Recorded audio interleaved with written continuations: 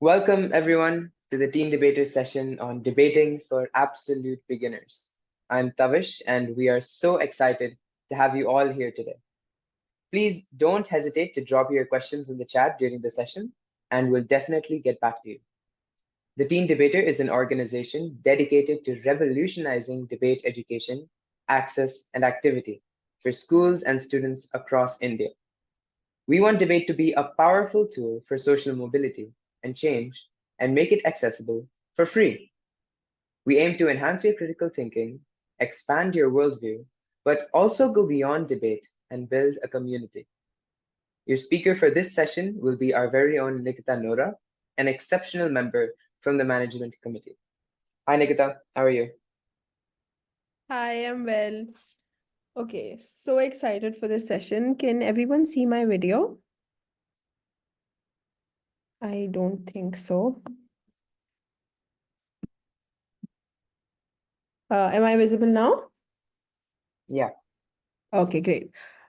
So for today's session, we have debating for absolute beginners, which means you don't need any prerequisite knowledge, anything about debating. We're just going to start from the basics. So yeah, let's get into it. Can we have the next slide?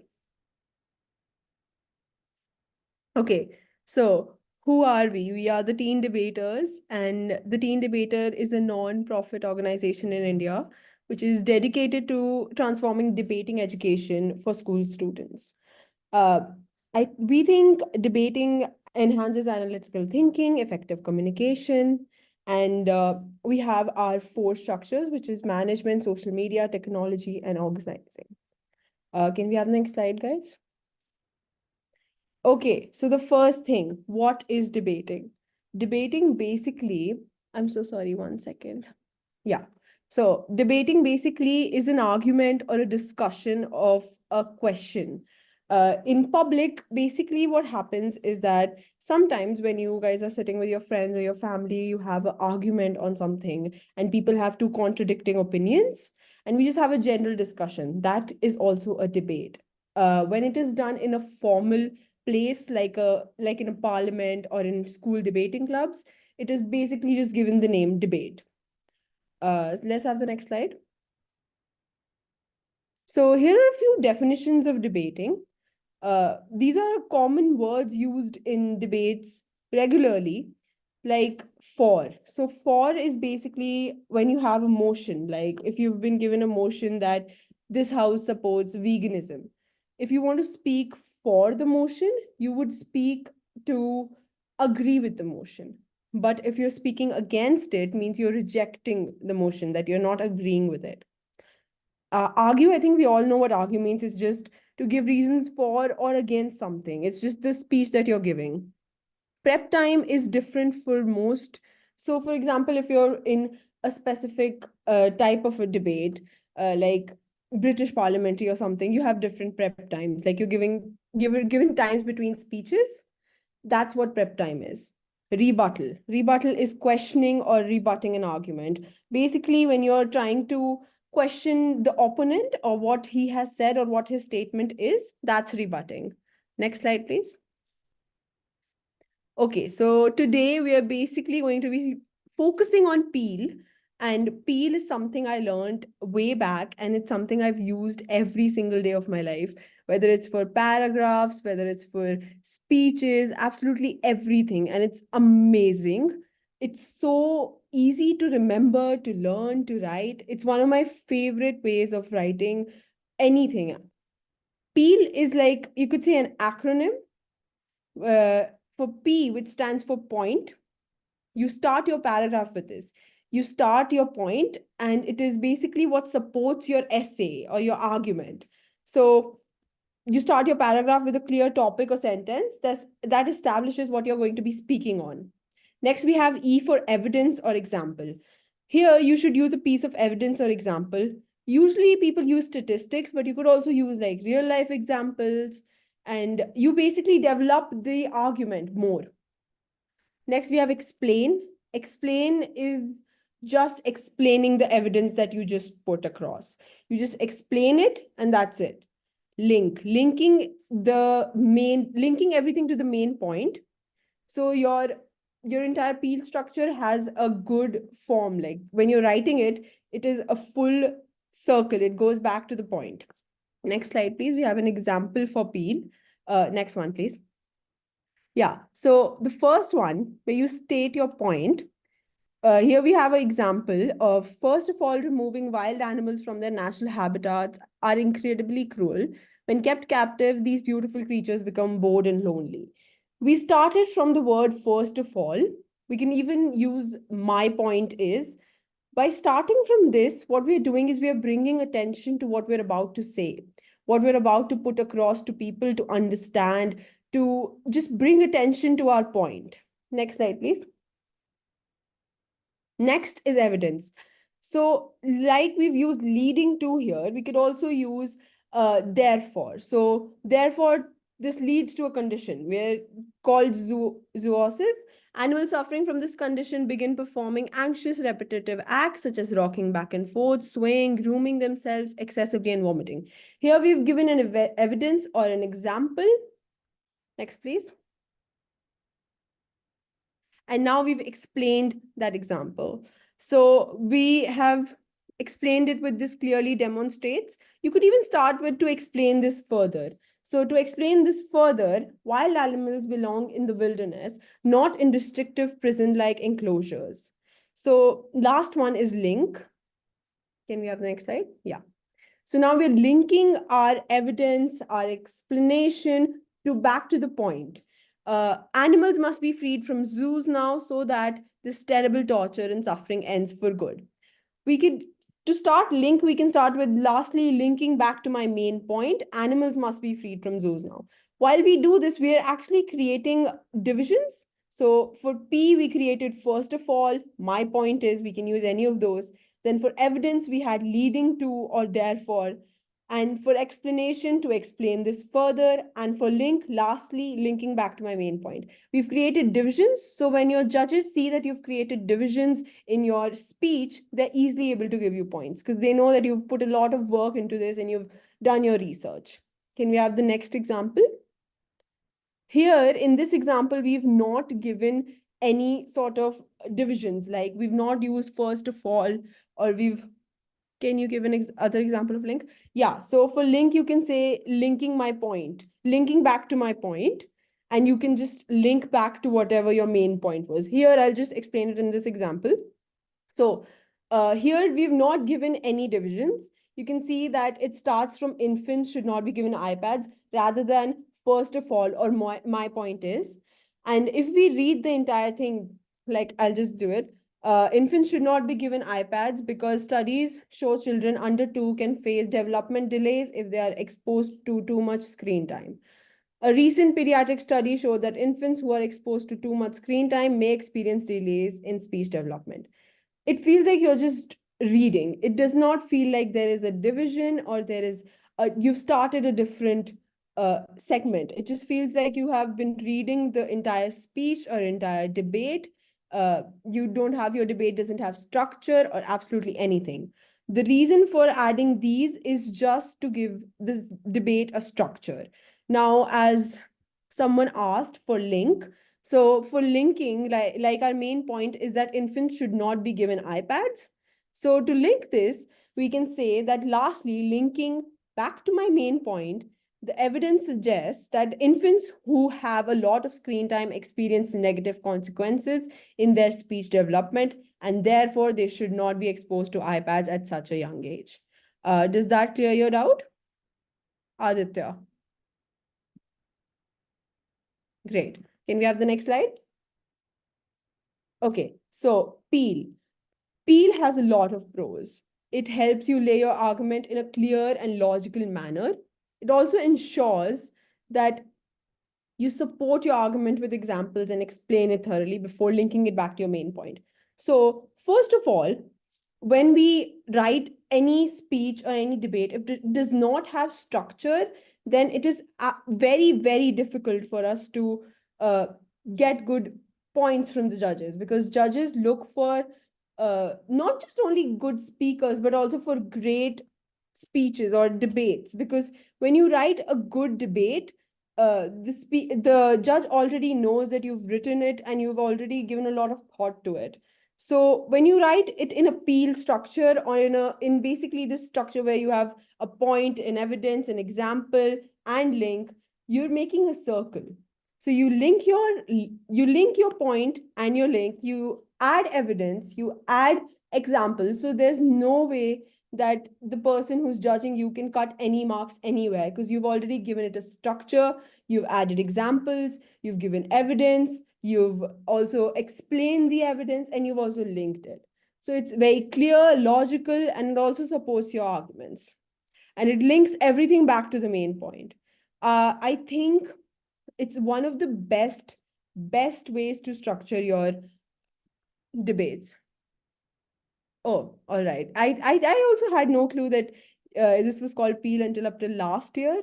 I started with this organization I was volunteering for, and they taught me that this is called Peel. And it actually helps a lot when you're writing, even for your school, when you have those diary entries and whatever, it helps a lot. So, yeah. Can we have the next slide? Yeah. So, after Peel, one thing that I'll tell you very honestly, I've lost a lot of debates. And by a lot, I mean a lot. I remember I lost around, for the first time I started debating, I had no clue what POIs are, what rebuttal is, what argument is, what absolutely anything was. So it's absolutely okay to not know anything, because debating, you're not going to learn from taking up a course or doing a certification or whatever. It is by practice. And by practicing, I mean you need to practice debating. You can write it down and just speak it in front of the mirror, or you could join our Discord channel where we have daily debates every day at 8 p.m. I think the link will be in the chat. And it's amazing that you can just practice debating online and you learn so many things. Coming back to points of information is something that can make or break your speech. A lot of the times, when you can we have the next slide? Yeah. A lot of times, points of information, people don't know that you can accept them or delay them or deny them. Because if you accept a point of information, you get a point. But also, if you delay and deny them, you get points. Because a lot of times when you're speaking, you're in the flow, you don't want to stop. So you can just delay it and you'll be like, I'll answer it after I'm done with this point. Point of informations are questions that can be asked during a person's speech by the opponent. For example, if I'm speaking and my opponent is speaking, is just there and he's listening, he can ask me a point of information anytime during my speech, and he can do it just by saying point of information. And he can say that, and he can ask me any question. There are some rules that it has to be under 10 seconds. You cannot ask two point of information simultaneously. But the major thing is that if you accept it, you get extra points. If you delay it, you get points. Denying a point of information is when you've already taken two or three. I would not recommend denying a point of information unless and until it's like a fourth or a fifth point of information. Uh, and basically, if you accept, you have to answer the question. If you delay, then you can take it up later when you're done speaking the specific point that you were speaking. And if you deny, then you just basically don't have to answer it at all. This is point of information. Can we have the next one? So there are some very important rules and also some tips that I've just had in this curriculum. Can we have the next slide? Yeah. So these rules is that one of them is that when you're speaking, a lot of times I've seen this happen, is the person that's saying something in their speech and they just shift their entire argument and they shift it. For example, it could be a debate on this topic like, what stream do you want to take up? And you're arguing with your parents. And suddenly your parents say that this is good, and you suddenly just change up your mind. You're like, okay, I want to take up this stream. I want to go for science instead of commerce. You do not shift your point. If you've taken up one point, you do not shift from it and you do not change it. Because if you change it, if you change whatever your point was, marks will be deducted. Sticking to one point helps you a lot. Basically, your entire structure is going to be based on that one point. Rather than switching up points, I recommend just don't change your point, stick to one point.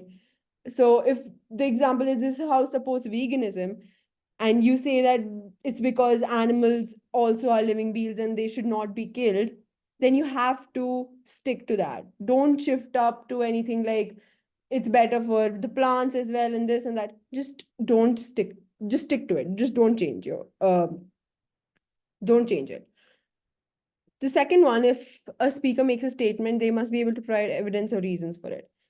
The second E of Peel, it is very, very important, because how is the judge supposed to know what you're saying is right? Or how is the judge supposed to know whatever you were saying is correct? Is it even logical, or is it even real? So you need to add logical, good, and very, very simple, but not, not try to add complicated evidences. Don't do that. Just add some simple evidence and back it up with a proper reason and a proper explanation. It'll all be good.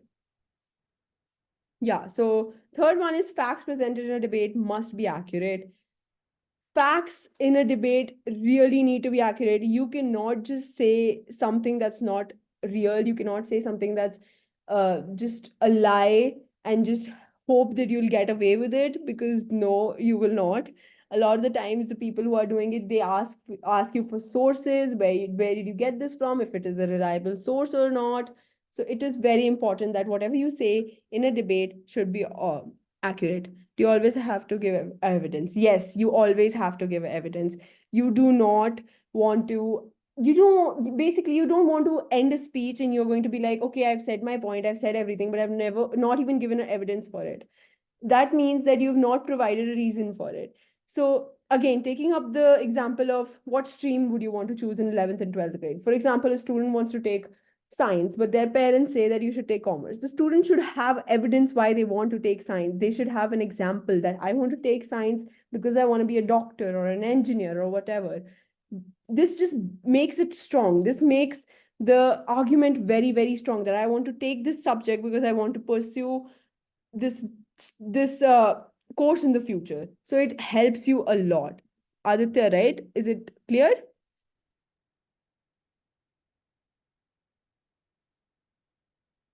Aditya, am I audible? Okay, Aditya's not responding. Okay, great. Fourth one. So speakers may not bring up new points in a rebuttal speech. Okay, so a rebuttal speech is what you speak when you're not the first speaker. So the first speaker is from the other side and you're speaking from the other side. So you basically, the first one is a for, and then you're the against, and you're trying to speak against the person. So you do not bring up new points. There's no need to bring up new points. You just need to argue that whatever the points stated by your opponent are wrong. You don't need to bring up a new point and say that this is also a reason why we should not do this thing. Rather, just take up whatever points he or she had stated and just deny them that this is wrong. Okay, fifth one. So for beginners, it is crucial to have only one strong argument and stick through it throughout your speech. This is so real. I'm so sorry. This is literally one of the most important parts about debating. Uh, so when I started debating, I had no clue what to even write. So I attended a seminar in school, and the person who was there to hold the entire seminar, they told me about this thing, that you only need to have one strong argument. You don't need to have 10, you don't need to have 12. You can just say that this is the reason why this thing should happen, and you stick to that. You need to stick to that thing. So it could be, this house uh, says that children should not have iPads, like the example before. And the reason that children should not have iPads would be that it it's violent, it makes them prone to violence, it gets them aggressive, and you just stick to that. You don't need to add that it's going to hamper their eyesight, it's going to do, you just basically don't need to add anything else. Just that one point is strong enough to make you win the speech. Sixth one, again, this is, I think, a very known thing. It's about ethics, that you attack the argument, not the debater. You don't need to attack your opponent, rather than you just attack the argument. You say that his argument was wrong, or that I completely disagree with what he has said or what she has said, rather than I completely disagree with what their mindset is about, what their opinions are. You just need to know that you have to attack the argument and not be insensitive towards the debater, because at the end of the day they are also supporting their point, rather than just trying to say something to make you go off or be angry or whatever. Seventh one, make sure the debate's on time. This is also very important, because when I started debating, I think last month I had this competition, and there were so many people who wrote like 10-page speeches and 10-page whatever, and they were not able to finish it, and their point was not coming across as very strong. It just came across and they were like, okay, yeah, they've said it, gone. They were not able to finish it. It was not that they made an impact.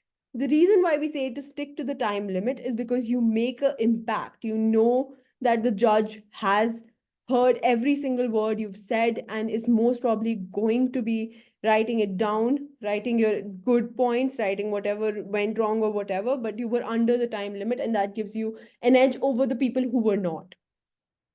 Eighth one, try not to write the entire. Oh, this one's one of my favorites. Like, I know a lot of people like to write their entire thing and they just want to recite it or whatever. But please, please, please, rather than writing the entire debate, just write points. And by points, I mean, like, I have my points here. I have all of my points right here, and I've not written the entire thing. So, for example, I've written down debate, and then I've like an example. So, what stream? And I've just left it, because I know what I want to speak after that. I know what example I have to say after this. Rather than writing the entire thing, it's just going to waste your time, and you're going to be fumbling and this and that because you're not able to improvise. When you just write the points rather than the entire debate, you save time, you are able to improvise, you're able to make great points, and you're even able to, sometimes when you just want to add something in, because you've already written everything down, you don't want to mess up the entire pattern of what you've written down, and you can't add it. When you write points, you can just add it anywhere, and it's not going to look like you've made a big mistake or a big blunder or whatever. Ninth, never add or make personal comments in speech or POIs. Okay, so this is a big example from when I was in eighth or ninth grade. We had an inter-school competition, and a person was disqualified because they added a personal comment in their speech.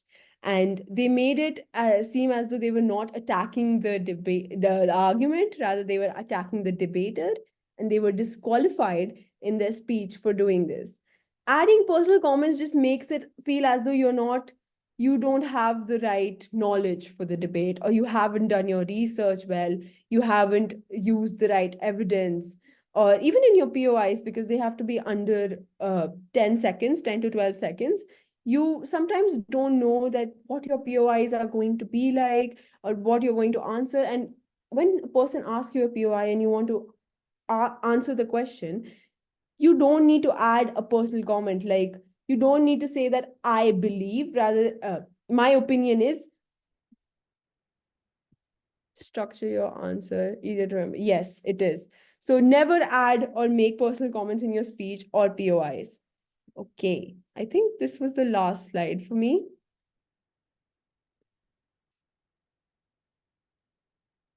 Think so, yeah. So I'm done. Does anyone have any questions at all? You guys can just raise your hand. I'll unmute you and we can have questions.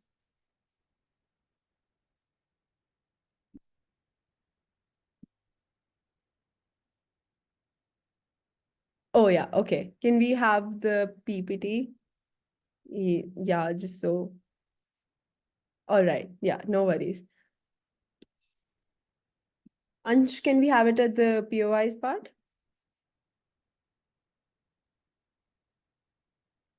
Okay. Points of information are questions you can ask during a person's speech. And It is basically, I'm so sorry, there's something wrong with my computer. Okay, it's good. Okay, these are questions you can ask during your opponent's speech. And your opponent is just speaking, and in the middle, you can go point of information, and they have the option to either accept, delay, or deny a point of information. If you accept a point of information, you have to answer the question. You cannot just, okay, so you cannot back out. You cannot say that, no, I said it by mistake, I just want to delay it. You cannot do that. If you say accept, you have to answer the question. If you delay the point of information, like for example, you're saying something and you're in the middle of saying it and you want to finish that point, you want to finish whatever line you were saying and you want to answer it after that, that means you can delay it and you can take it up later. How you accept, deny, and delay point of informations gets you a lot of points, a lot of them. You get so many points from just accepting a point of information because it shows that you have the knowledge to answer that specific question that was asked. Can we have the next one? I think that's point of informations. P of Peel. Yeah, P of Peel stands for point, which basically means what your point is. You have to state your point and you have to start your paragraph with a clear topic sentence that establishes what your entire speech is going to be about. Uh, your point should support your essay, argument, or thesis statement. This is very important. Your point should not be something completely different from what your structure or your speech is about to be about. I'm so sorry. But it should definitely be related to whatever your topic is. And for P, you can use, for point, you can use, first of all, my point is, these are the two things you can write down. You can have a notebook around, you can just write this down, that you can use. First of all, my point is, for your point. Satleen, yes, I'll just unmute you. Yes, I want to ask that whether we will delay, deny, or accept the POI, does that affect our points we are marked on, like from the judges? Like if we deny any POI, that means we are marked less, or if we accept a POI and didn't answer, then Yeah, got your point.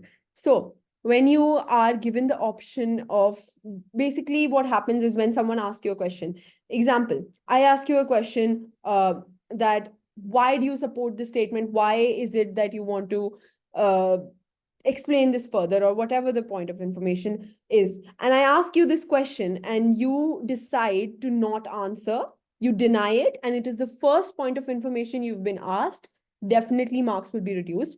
If it is the third or the fourth, then you can definitely deny it because you've already answered 2 point of informations or 3 point of informations, giving you the points. If you say that you want to answer a point of information and don't answer it, then points will definitely be reduced.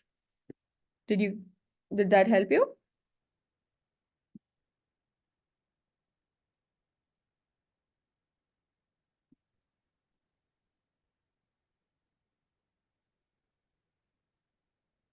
Did that clear your doubts, Atleen? Okay, great. yes. Great. Does anyone have any other doubts or questions?